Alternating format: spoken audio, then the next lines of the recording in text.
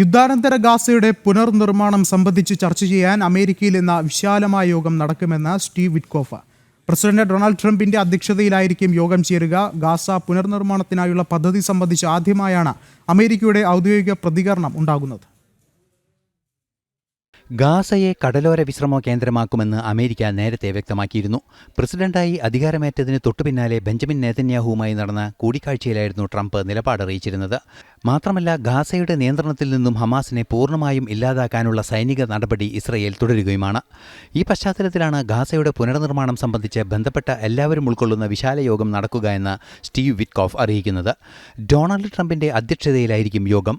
ഹമാസിനെ ഒഴിവാക്കിയതിനു ശേഷം സ്വതന്ത്ര സംവിധാനത്തെ ഗാസയുടെ നിയന്ത്രണം ഏൽപ്പിക്കണമെന്ന നിലപാടാണ് ഇസ്രയേലിൻ്റേത്. മാത്രമല്ല, വെസ്റ്റ് ബാങ്കിൽ അധികാരത്തിലിരിക്കുന്ന സർക്കാരിനെ ഗാസ ഏൽപ്പിക്കാനാവില്ല എന്നും ഇസ്രയേൽ വ്യക്തമാക്കുന്നു. ഗാസ പുനർനിർമ്മാണത്തിനുള്ള പദ്ധതി സംബന്ധിച്ച് ആദ്യമായാണ് അമേരിക്കയുടെ ഔദ്യോഗിക പ്രതികരണം പുറത്തുവരുന്നത്. ഇന്റർനാഷണൽ ഡെസ്ക്, ജനം.